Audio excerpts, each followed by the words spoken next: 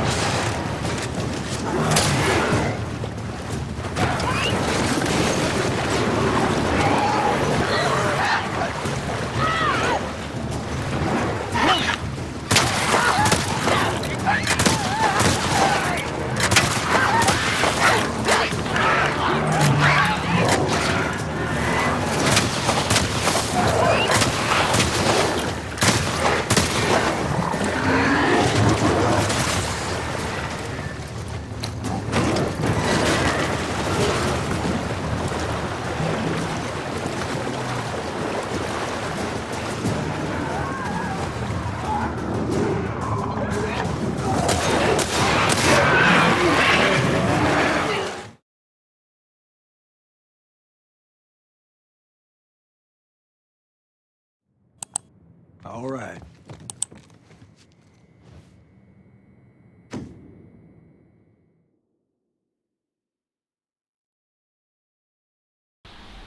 So, most zombie movie greats are pretty old at this point. You got Night of the Living Dead, Day of the Dead, Night of the Living Dead remake, Dawn of the Dead, Zombie 2, The Beyond, Brain Dead to a lesser degree, although it's more of a comedy. Return of the Living Dead, although it's more of a, comedy. I guess Reanimated 2, even though that too is kind of more of a comedy. But since like the 2000s, there's also been a bunch of, pretty good zombie movies. And they've been pretty good for like kind of different reasons. Some of the reasons nostalgic, some not. Okay, the first one up, Resident Evil Extinction. Now, Resident Evil as a gaming franchise, top notch, AAA. As a movie franchise, there's maybe two good ones, right? The first one, because it was novel, and then the third one, Resident Evil Extinction. I say the third one because it's like a fun mixture of like The Birds and Day of the Dead. It's just like a nostalgic mix of those two movies. Like, it had no excuse for exceeding expectations as much as it did. But yeah, it's like just classic post-apocalypse zombie survival horror movie, and it's just great. Like even the original Resident Evil, with its like flooded, sealed room, zombie jump scare, and even that initial zombie that gets like both of its kneecaps blown out and then its femur shattered by bullets, and it's like still standing and like advancing. Like that stuff's great. That's like classic. It hadn't been put into a movie at that point. Like people, like that's pretty novel for a just establishing a zombie, right? And it's pretty awesome. In addition to those, you've also got movies like Dead Snow. Like it's kind of foreign, but it's like got goofy comedic timing.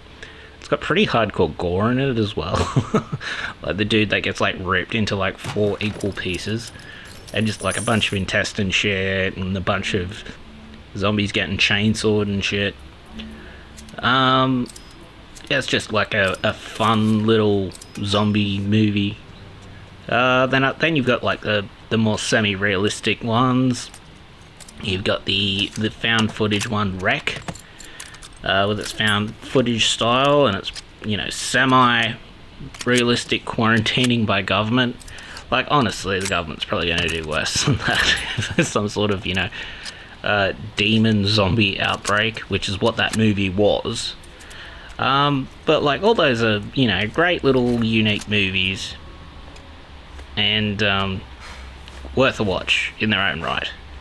But this video is more based on the latest, you know, brood of zombie movies, like post 2010s, like that sort of deal. Of those, only 2 really stand out, like above like all the rest. The first is like 28 Weeks Later, and the Dawn of the Dead remake by Zack Snyder. So both are fast zombies, but they tackle it differently. Like the whole idea of the fast zombie is getting away from what all the early giallo, you know, gory zombie movies were about, which was like the display of the decaying body and like something taking over people, right? And they like literally lose their minds and their bodies rot and that sort of thing. This is just like a new sort of disease outbreak one that just like directly tackles that disgust reflex and post-apocalyptic survival reflex in people. That's why those zombie movies are great. So 28 Weeks Later in particular takes on like a realistic sort of zombie infection outbreak. It's got like quarantine zones, it's got controlled zones by snipers, it's got technicals cutting off paths of retreat, it's got the idea of disease carriers and like typhoid Marys, it's got the ideas of like flamethrowers and firebombings and like the use of like chemical weapons to put down like a zombie outbreak. It's like much more realistic in its execution compared to like a lot of the other zombie movies, which, let's face it, are usually either fun gore or exploitation. Like these ones are very different. And like as mentioned before, it just has this great opening chase scene, high tension, likable characters. Like, you like Don. Like, despite him essentially abandoning his wife, you understand him. You understand why he abandoned her. You understand why she put herself in the position she did out of, like, protective, you know, surrogacy. Like, it has, like, rich, realistic characters that, like, they're villains out of, like, literal necessity rather than, you know, dumbass, mustache-twirling villainy or an abstract philosophy that's, like, not well executed or developed through situations, right? Like a lot of movies are. It's just like a great movie, and like people seem to like. I put up a poll a while ago, and it like won clean. And everyone who's seen it like knows it's a great movie. They just can't really articulate why. It just feels like genuine. But like, I have mentioned it before, so let's talk about the other one, the Dawn of the Dead remake. So, Zack Snyder cops a lot of shit for his, like, Michael Bay shallow slow-mo style, with a lot of people calling him basically a shallow shit ass who only has a reputation for decent movies, for adapting, like, already great established stories, like with the adaptations of graphic novels like Watchmen or 300. Like, I think it's a little unfair. It is a little true, but it is a little unfair. Like, he didn't create the stories true, but you can't argue. He's like a director. He's not like a writer, like a proper writer. He's a director. He adapts stories for, you know, directing movies. But you can't argue with the style he added to them, like action in like 300 and Watchmen, like everything Rorschach in Watchmen, or like all the style there, all the dark noir style there. Even like the fight between like the comedian and what's his name, smartest man alive, Adrian Vect or Veit or whatever his name was. There was like a lot of style in that movie, and it was well executed, and the action was always well executed. Like, people give like the slow-mo like a ton of shit, but like the opposite end of the slow-mo, you've got something like, you know, the Bourne movies, where you literally can't tell the techniques being used because the camera's shaking so much. And like, that's the opposite end of slow-mo. But like Dawn of the Dead, that's like very different to like 300 and Watchmen and that sort of thing. It still has the Snyder like slow motion style. It's still kind of shallow. Like, it feels like a him movie, and it feels much more genuine. Like, besides the name and the use of the mall, like most of the characters are completely different, and like all the themes in it are completely different. It's quite a unique story. It's only like a remake in like the loosest sense of the word. Like, the only similarities are the mall. And you can really feel like his direction shine through on that one. Like, just to compare like the two different types of zombies in the zombie movies. 28 Days Later zombies were like a threat because of the speed of transmission and the speed of the infection and how blood got everywhere, and it was airborne droplets spread, so even if you got it in your eyes or you got it on your hand and then you forgot about it and then you touched your food later, like, it'd still get you, like that sort of shit. And the zombies in it were obviously, you know, fast as fuck boy, but also like the infecting of the people in like 30 seconds. And like just the basically, you know, post car crash Magic Johnson, which immediately happens, where blood's just immediately leaking out of you everywhere. Like, if someone touches you, the chances are they're gonna get fucking infected by it.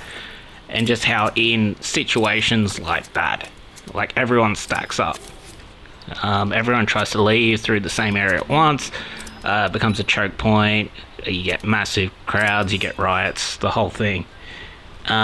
And that's just like an outbreak waiting to happen with like the fucking blood bursting zombies here, right? And that's usually all before like even a proper police response can get called. Like, surely police can like pick them off like one at a time and all that sort of thing if they're just wandering around the streets or whatever. But if one of them gets loose in like a crowd, that crowd is like zombies in like 15 minutes, right? The zombies in Dawn of the Dead are a little bit different. Like, the whole movie has less of a science feel and more of a biblical feel to it, partly due to the actor from Dawn of the Dead reprising his role as like a preacher, saying that when there's no more room in hell, the dead will walk the earth. So it has much more of a religious biblical feel to it, and the zombies in this one's are not, you know, vulnerable like the ones in 28 Weeks Later. These ones are fucking tanks. They're like borderline unstoppable. Like, in terms of damage, these fuckers can like exist alive in a cooler as like a severed head, like detached from the body. when their heads are attached to their bodies, they're like biological tanks. Like shots may stun them like temporarily, but like only a headshot will kill them. And they are fast as fuck, and their bites sort of function like Komodo dragon bites anyway. It doesn't really matter what medicine you put on it, like it'll still kill you, and then you'll still turn into a zombie sort of thing. So it's still sort of kind of a zombie virus, even though it's like thought to be biblical and that sort of thing. And it's pretty unclear actually whether or not medicine actually helps them. One of the characters, I'm pretty sure, is said to be put on antibiotics, but died anyway, and then became infected anyway from it. So they're just fucking threats. Like, they literally become sprinting fucking tanks that are like invulnerable to damage besides like beheading or brain killing. Like, it should be mentioned too that like there's like semi-magical quality to it as well. Like, they're like literally the biblical dead returned to life. It feels a lot like the Epic of Gilgamesh threat when it comes to that. So, like, it's not like 28 days or weeks later, where it's like a virus, and the virus just dumps a shitload of adrenaline into your body and then makes you bleed from everywhere because it can't clot the blood properly or whatever. And then you somehow, survive for a while and become like a walking infectious blood zombie, right? You're literally just a tank. It's not even like Starship Troopers 2, where it's like or something like Slither, where it's like a parasite just in the brain, and the body can function through the parasite acting on the brain. It just feels like quite biblical. So they're a massive threat, and once they're trapped in the mall, it becomes like this, Snyder's Bay-esque nihilism and shallowness sort of shines through with like the materialism and aesthetic nature of like what living has become in the mall. And like that feels very genuine, especially coming from Snyder. He feels like he connects with all the values, and it just like works really well in the movie. And obviously like they're stuck in the mall with everything they need, and like are just suffering from like absolute existential dread, and they are just like lacking complete true meaning. And it's here like the existential void just strikes the characters and like dooms them. And like even that arc feels genuine in how it's executed in the movie. Like, executing that is not easy without making it seem like it's fucking stupid, and yet all the direction and the characters pull it off quite well. So instead of like attempting to rebuild anything, or they immediately jump on this like semi-suicidal idea of going to an island, just sort of some like vague heroic gesture at like escape, just due to the existential void they feel in the mall. And that's what kills them all in the end, spoilers. But like the movie works really well. Like along the way there's like some of the best zombie action in a movie, and it's also believable that these type of zombies could absolutely overrun shit. Like, people overestimate how easy it is to get a headshot on someone with like a pistol, and the 21-foot rule with a knife and all that sort of thing. Like, that shit under calm conditions is impossible, let alone with like a nearly immortal zombie running at you, like running you down. And it's gonna be like a group of them of like 5 to 10. And it should also be mentioned, people really underestimate how easy it is to bite someone in a grapple. Like, head positioning is one thing for like over and under clinches, to put your head into their jaw to get break posture and that sort of thing. And like, even trained fighters will be pretty much conditioned to ignore like the threat of bites just because of head positioning. But like, how do you stop it in an over under? They've got, if you grab a zombie in an over-under, it's got a clear bite at your entire face, neck, chest, shoulders, everything. It can bite any of them. If you're doing like wrist and elbow control, like, what's to stop it like collapsing on you or just simply catching and biting one of your arms at that point? Like, you're not gonna fucking judo trip it or anything. Like, it's gonna be coming forward anyway. Like, you might be able to land a hip throw, maybe, but it's gonna bite you in the attempt. Like, so it's like the threat of a zombie bite in any sort of grappling scenario. Like, even if you were to mount it, it can still bite your stomach and hands and forearms. Like, if you grab it to put it into like a choke, it's gonna like be able to bite your wrists, your forearms. Like, if you try to guillotine it, it's gonna bite your wrist. If you try to rear naked choke it, it's gonna bite your arm. And it's gonna be of the mentality of just stand up.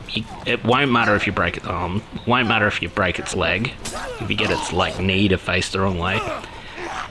But like, none of that shit matters. And like, even striking arts, like a broken jaw doesn't actually do anything to a zombie, it can still fucking bite you. If you like a collapsed spleen with like a right uppercut to like the lower rib, that causes like a normal person to like bleed out and drop. That ain't doing anything. Like broken ribs from like a left hook to the body, like a left hook to the liver, that's not going to do anything either. Like, they ignore pain. And like the damage to the organ doesn't even matter. So what's a striker going to do? And then like when it covers the distance after probably the single or maybe two strikes you land on it, they've got even less of a chance in like a wrestle than a regular grappler. Like, what, they're gonna freak out and probably try to frame because they have an idea on how to frame from clinches, and then it's just gonna bite them anyway. Like, it's it's not gonna do anything. So even like trained fighters and shit have very little chance against a zombie. Like, it just needs to land one bite and then they're fucking dead, right? So like, Dawn of the Dead remake zombies will very likely close the distance with their insane durability, speed, and aggression, and will like very likely land bites. So they're like a legitimate threat, even to modern weaponry. And like, another modern sort of great zombie movie that doesn't get, you know, much talk is Blood Quantum.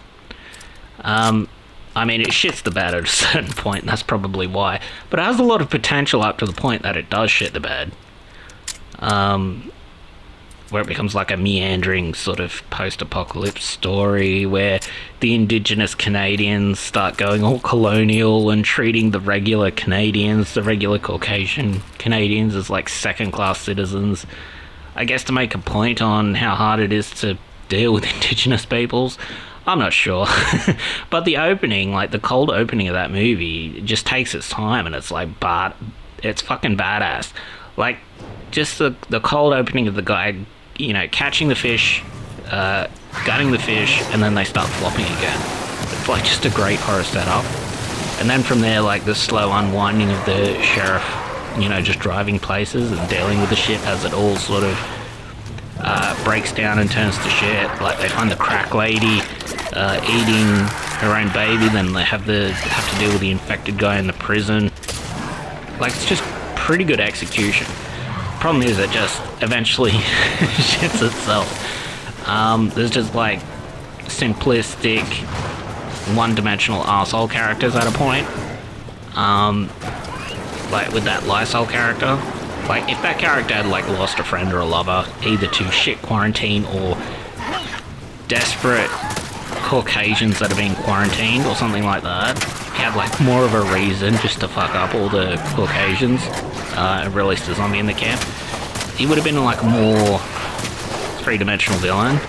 But that, put it this way, that's shit from there. But the first like establishing opening of the movie is just really good, and the action in the movie is pretty good as well. I'm not sure if I'd call it a modern great, but let's call it a runner-up anyway. But yeah, those are some great modern zombie movies. A lot of them get pretty overlooked too.